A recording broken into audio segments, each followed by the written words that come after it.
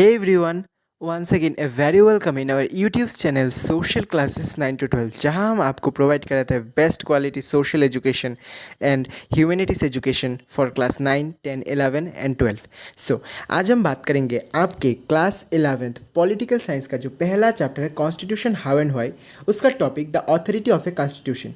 ये इस चैप्टर का सेकेंड टॉपिक है। ओके, इस चैप्टर का first topic why do we need a constitution जो हमने पिछले क्लास में कंप्लीट किया था, वो उस वीडियो का लिंक आपको इस वीडियो के डिस्क्रिप्शन में मिल जाएगा। सो पहले फर्स्ट टॉपिक देख लीजिए, उसके बाद ये देखिए। सो चलिए शुरू करते हैं बिना किसी देरी के। आज हम ये पूरा topic the authority of a constitution आपके साथ डिस्कस करेंगे। आपके दिमाग में क्वेश्चन आता होगा कि इसका मतलब क्या है। Authority of a constitution that means constitution का कितना पावर है, हम लोग इस कॉन्स्टिट्यूशन को क्यों माने, ये आपके दिमाग में ज़रूर क्वेश्चन आता होगा। आज इस क्वेश्चन का आंसर हम आपको अच्छे से समझाएंगे। ओके, देखिए, कॉन्स्टिट्यूशन का जो ऑथोरिटी होता है, कॉन्स्टिट्यूशन सब लोग मान के चलते हैं। ये देश का प्रधानमंत्री हो, हमारा मुख्यमंत्री हो, हमारा एमएलए हो, हमारा कोई एडमिनिस्ट्रेटिव डिवीजन आईएएस आईपीएस हो, सब लोग ये जो कॉन्स्टिट्यूशन है वो सब लोग मान के चलते हैं, सबको मान के चलना पड़ता है। इस टॉपिक में हम तीन बात डिस्कस करेंगे। पहला है व्हाट इज कॉन्स्टिट्यूशन, कॉन्स्टिट्यूशन क्या होता है। दूसरा है how effective is a constitution, constitution कितना इफेक्टिव होता है। तीसरा है इस कॉन्स्टिट्यूशन इज जस्ट, कॉन्स्टिट्यूशन क्या न्याय देता है, कॉन्स्टिट्यूशन क्या हमारे जो एस्पिरेशंस है वो पूरा करता है, वो हम पूरा डिस्कस करेंगे इस टॉपिक में बहुत अच्छे से। पहले समझते हैं व्हाट इज कॉन्स्टिट्यूशन। मैंने पहले क्लास पे भी आपको बोला था, कॉन्स्टिट्यूशन मतलब एक डॉक्यूमेंट है, एक बुक है जिसमें हमारे देश को कैसे चलना है, कौन से नॉर्म्स दैट मीन्स कौन से रूल्स रेगुलेशन फॉलो करने हैं, वो पूरा लिखा हुआ है। चलिए आज डेफिनेशन देखते हैं जो आपको अच्छे से पढ़ना है, आपके एग्जाम्स में आ सकते हैं। ओके, देखिए क्या है अपना definition. Constitution is a compact document, constitution एक कॉम्पैक्ट डॉक्यूमेंट है, एक डॉक्यूमेंट वाला बुक है that comprises A number of articles, जिसमें बहुत सारे आर्टिकल्स होते हैं। आप सुनते हैं ना, जो उस जज ने सुप्रीम कोर्ट में जज ने अंडर आर्टिकल 340, 500, 400, 200 सबके अंडर कोई केस लगाते हैं, ऐसे करते वैसे करते, सुनते हैं ना। ये वो आर्टिकल है, उसमें बहुत सारे आर्टिकल रहते हैं। क्या होता है जिसमें about the state specifying how the state is to be constituted and what norm should it follow. हमारे देश के लिए, हमारे देश के सारे प्रॉब्लम्स के लिए कुछ आर्टिकल्स में कुछ रूल्स एंड रेगुलेशन दिए रहते हैं। जिस रूल्स एंड रेगुलेशन को देश के हर नागरिक को, या प्रधानमंत्री हो या मुख्यमंत्री हो, देश के हर नागरिक को, ये अगर कश्मीर में रहते हो या कन्याकुमारी में रहते हो, ये अब समझे अरुणाचल में रहते हो या गुजरात में रहते हो, सबको ये नॉर्म्स दैट मीन्स ये रूल्स एंड रेगुलेशन मान के चलना पड़ेगा। ये हमारे कॉन्स्टिट्यूशन का पार्ट है, सबको ये रेस्पेक्ट करना पड़ेगा, सबको ये मान के चलना पड़ेगा। ओके, अब देखते हैं नेक्स्ट। जैसे कि आपने छोटे क्लास में भी पढ़ा होगा, हमारा जो कॉन्स्टिट्यूशन है उसमें जो कॉन्स्टिट्यूशन बनाने में सबसे ज़्यादा रोल था जो अपना डॉक्टर BR अम्बेडकर, उन्होंने कॉन्स्टिट्यूशन बनाने में एक बहुत बड़ा रोल प्ले किया है। ओके, हमारा व्हाट इज़ कॉन्स्टिट्यूशन वो तो हमने समझ लिया। अब how the constitution is effective, हमारे दिमाग में क्वेश्चन आता होगा ये कॉन्स्टिट्यूशन कितना इफेक्टिव है। मैं ना मानूँ तो कॉन्स्टिट्यूशन क्या ही कर लोगे, ऐसा आता है ना, मैं ना मानूँ कॉन्स्टिट्यूशन तो क्या करोगे तुम मेरा, मैं नहीं मानूंगा कॉन्स्टिट्यूशन। ओके, ऐसा नहीं कर सकते यार, तुम एक अंडर रूल्स एंड रेगुलेशन बंधे हुए हो, तुम जो चाहे जो मर्जी आए वो नहीं कर सकते। यस, यू गॉट फ्रीडम, तुमको फ्रीडम मिला है, तुम आप अपना सक्सेस, जैसे कि तुमको अभी फ्यूचर में IAS ऑफिसर बनना है, जैसे कि तुमको अभी फ्यूचर में क्रिकेटर बनना है, जैसे कि तुमको अभी फ्यूचर में पुलिस बनना है, तुम कुछ भी बन सकते हो। ओके, बट ऐसा तुम कुछ नहीं कर सकते जिसकी वजह से तुम्हारी वजह से किसी और को कुछ परेशानी हो सकती है। जैसे कि तुम्हारा इच्छा हुआ कि तुम सेंट्रल रोड में जाके डांस करोगे, तुम रोड के बीचों बीच डांस नहीं कर सकते, तुम्हें पुलिस पकड़ के डाल देगी जेल में। क्या करोगे, तो तब तो वो कॉन्स्टिट्यूशन के अंदर कुछ रूल्स एंड रेगुलेशन है जो तुमको मान के चलना पड़ेगा। ओके, तुम कर सकते हो, कुछ भी कर सकते हो, बट ऐसा कुछ मत करो जिसकी वजह से किसी और को डिस्टर्ब होगा। ओके, ये कॉन्स्टिट्यूशन में लिखा हुआ है। ओके, हमारा पहला जो है वो है मोड ऑफ प्रमोगुलेशन। दैट मीन्स आप जो कॉन्स्टिट्यूशन आप मानोगे, जो कॉन्स्टिट्यूशन को आप फॉलो करेंगे, क्यों फॉलो करोगे, उसको किसने बनाया है। ओके, आपके दिमाग में क्वेश्चन आता होगा जो हमारा कॉन्स्टिट्यूशन है इसको किसने बनाया, हम इसको क्यों फॉलो करें। ओके, इसको किसने बनाया, कौन बनाता है कॉन्स्टिट्यूशन। ओके, मैं बना सकता हूँ कॉन्स्टिट्यूशन, नहीं बना सकता।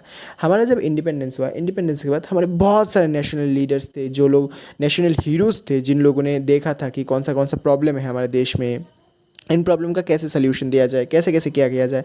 सो इन लोगों ने बनाया था, सो हम उन पर 100% ट्रस्ट कर सकते हैं। जो उन्होंने कॉन्स्टिट्यूशन बनाया वो बहुत अच्छे से बनाया एंड हमारे हित के लिए, दैट मीन्स हमारे लिए हमारे अच्छे के लिए, हमारे प्रॉफिट के लिए उन्होंने जो कॉन्स्टिट्यूशन बनाया, ओके, जिसके लिए अब हम अच्छे से चल पा रहे हैं, हमको कोई प्रॉब्लम नहीं हो रहा है। समझिए ना, हमारा जो कॉन्स्टिट्यूशन वो 70 years ago, 75 years ago, 80 years ago, मतलब इतने सालों पहले बना, बट अभी भी वो कॉन्स्टिट्यूशन एकदम अच्छे से चल रहा है, एकदम अच्छे से रूल्स रेगुलेशन अभी भी फॉलो हो रहा है। ओके, देखिए पढ़ लेते हैं। This refers how a constitution come to begin, that means constitution कैसे आया, मैंने जो पहले आपको बताया था। Who crafted the constitution, how much the authority did they have. Okay, किसने कॉन्स्टिट्यूशन बनाया एंड इसके पास कितना पावर है, कॉन्स्टिट्यूशन के पास कितना पावर है। एक बात याद रखिए, हमारे देश का सबसे पावरफुल जो डॉक्यूमेंट है वो है कॉन्स्टिट्यूशन। हम सब लोग कॉन्स्टिट्यूशन के अंदर बंधे हुए हैं एंड हम सबको कॉन्स्टिट्यूशन मान के चलना पड़ेगा। ओके, देखिए नेक्स्ट मोड ऑफ प्रोमोगुलेशन में जो दूसरा है वो है the most successful constitution like India, south Africa and United state.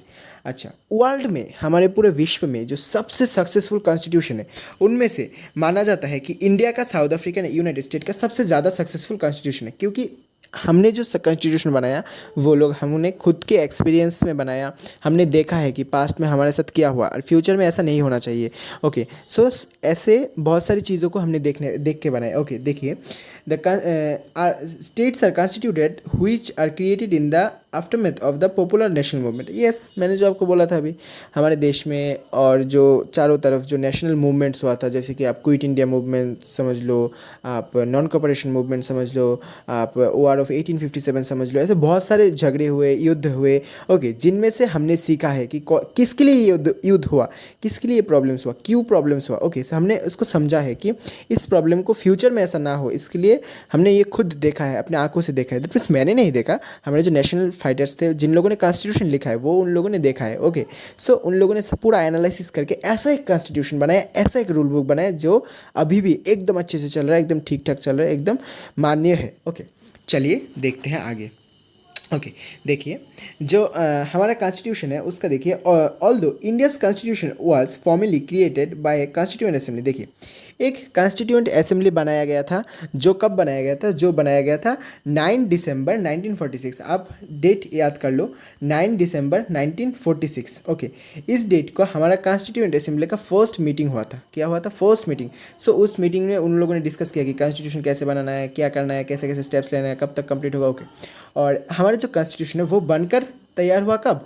1949 में। ओके, सो आपको एक बहुत इंटरेस्टिंग फैक्ट बताता हूँ। हमारा जो 26 जनवरी हम लोग सेलिब्रेट करते हैं, फ्लैग उठाते हैं, उस दिन क्या होता है स्पेशली, हमारे जो पहले प्रधानमंत्री थे जवाहरलाल नेहरू, उन्होंने 1931 में 26 जनवरी को इंडिपेंडेंस डिक्लेयर किया था, बट तब इंडिपेंडेंस नहीं हुआ था। सो इस डेट को रिमेंबर रखने के लिए जो हमारा कॉन्स्टिट्यूशन है वो 26 नवंबर 1949 को तैयार हो गया था, बट 2 मंथ डिले करके 26 जनवरी 1950 को शुरू किया गया हमारा कॉन्स्टिट्यूशन। उस दिन से हमारा कॉन्स्टिट्यूशन वर्क में आया। ओके, सो इस डेट को याद करने के लिए हम अभी भी फ्लैग उठाते हैं। ओके, सो चलिए देखते हैं उसके बाद। ओके, जो हमारा दूसरा टॉपिक है, मतलब अथॉरिटी ऑफ कॉन्स्टिट्यूशन में, वो है the substantive provision of a constitution. That means जो बोल रहा था मैं कि हम इस कॉन्स्टिट्यूशन क्यों माने। दूसरा है अपना substantive provision. That means constitution हमारा इतना सक्सेसफुल है, इतना मान्य है, सब लोग मानते हैं। क्यों मानते हैं? इसका एक बहुत बड़ा रोल है कि इसने हमको ऐसे कुछ फंडामेंटल राइट्स दिया जो हम लोग मानते हैं, जिसको हम लोग प्यार करते हैं, जिसको हम लोग बहुत अच्छे से मान के चलते हैं। ओके, ऐसा कुछ फंडामेंटल राइट, जैसे कि आप समझ लो right to speak. Okay, freedom of speech. Okay, हम कुछ भी बोल सकते हैं, हम जो चाहे हमारे खुद के लिए, हमारे हित के लिए बोल सकते हैं। वर्ल्ड में ऐसे बहुत देश है जैसे कि चाइना, नॉर्थ कोरिया, वहाँ आप जो इच्छा वो नहीं बोल सकते। ओके, आप जो इच्छा वो नहीं बोल सकते, आप कुछ एक्स्ट्रा नहीं, गवर्नमेंट के अगेंस्ट कुछ नहीं बोल सकते। हमारे बोल सकते हैं, आराम से बोल सकते हैं गवर्नमेंट के अगेंस्ट, कोई कुछ नहीं कहेगा। ओके, सो हमारे यहाँ ऐसा हमको फ्रीडम मिलता है। जैसे कि राइट टू वर्क, हमारे यहाँ आप कुछ भी काम कर सकते हो। आप नॉर्थ कोरिया में चले जाओ, आप कुछ काम नहीं कर सकते, गवर्नमेंट जो बोलेगा वो करना पड़ेगा। ओके, बट हमारे यहाँ आप खुद स्ट्रगल करके कुछ कर सकते हो। ओके, ओके, सो ऐसा हमारे यहाँ बहुत सारे प्रोविजंस है। दैट मीन्स उसको हम कहते हैं सब्सटेंटिव प्रोविजन। दैट मीन्स हम कॉन्स्टिट्यूशन को क्यों रेस्पेक्ट करते हैं? क्योंकि कॉन्स्टिट्यूशन ने हमको ऐसा प्यार दिया, दैट मीन्स हमको ऐसा कुछ राइट्स दिया, फंडामेंटल राइट्स दिया, जो हम मानने में रुचि रखते हैं, जो हमको बहुत अच्छे लगते हैं और जिसकी वजह से हम कॉन्स्टिट्यूशन में रुचि रखते हैं। ओके, अब देखिए सब्सटेंटिव प्रोविजन में the more Constitutional preserves that the freedom and the equality that's all its member the more likely to succeed. So हमारे सारे मेंबर को उन्होंने क्या दिया, फ्रीडम दिया, इक्वलिटी दिया, जिसकी वजह से हम बहुत अच्छे से खुशी खुशी रह पा रहे हैं आज भी. ओके. और जो हमारा last that means balanced institution design. Okay. आपके दिमाग में आता होगा कि कभी तो ऐसा हो सकता है कि प्रधानमंत्री कहे कि ये देश मेरा है, मैं कवर कर लूँ. चीफ मिनिस्टर कहे कि ये स्टेट मेरा है, आज से मैं यहाँ का राजा हूँ, ऐसा कुछ कहे. नहीं कह सकते. ओके. हमारा जो इंस्टीट्यूशन है उसको बहुत अच्छे से बैलेंस किया होगा. आपने क्लास 10th के पावर शेयरिंग चैप्टर में पढ़ा होगा ना, executive, legislature and judiciary. Okay. हमारे कॉन्स्टिट्यूशन में सिस्टम को इतने अच्छे से पावर किया, इतने अच्छे से बैलेंस किया कि कोई किसी को ओवरथ्रो नहीं कर सकता. दैट मीन्स कोई अपने हाथ में पूरा पावर नहीं ले सकता. ओके. देखिए, जो अपना एग्जीक्यूटिव होता है, जो अपना लेजिस्लेटर होता है, जो अपना जुडिशियरी होता है, एक दूसरे के ऊपर हमेशा नज़र बनाए रखते हैं कि कोई, जैसे कि आप समझिए कुछ एग्जीक्यूटिव कुछ गलत कर रहा है, जुडिशियरी देखेगा, लेजिस्लेचर कुछ गलत कर रहा है, फिर भी जुडिशियरी वो आके देखेगा कि क्या कर रहे हो तुम, ऐसा नहीं करना चाहिए तुमको. ओके. फिर ऐसे सेम समझो, आप समझो जुडिशियरी कुछ गलत कर रहा है, फिर भी एग्जीक्यूटिव देखेगा, जुडिशियरी देखेगा, लेजिस्लेचर देखेगा, पूरा देखेगा. दैट मीन्स एक चेक एंड बैलेंस का अच्छा सा सिस्टम हो गया, जिसकी वजह से जो कुछ भी चाहो तुम ऐसा नहीं कर सकते. ओके. तुमको सारे रूल्स रेगुलेशन मान के चलना पड़ेगा एंड रूल्स रेगुलेशन फॉलो करना पड़ेगा. सो ये था हमारा पूरा टॉपिक इस बारे में. सो आपको कितना समझ आया, आप हमको ज़रूर बताइए. हमारे इस वीडियो के कमेंट सेक्शन में बताइए कि आपको कितना समझ आया. अगर आपको पूरा समझ आया सो हमारे चैनल को प्लीज़ सब्सक्राइब कर लीजिए, और कुछ प्रॉब्लम होता है तो ज़रूर हमको कमेंट बॉक्स में बताइए. तो सब तक के लिए very goodbye, very goodbye. Thank you very much.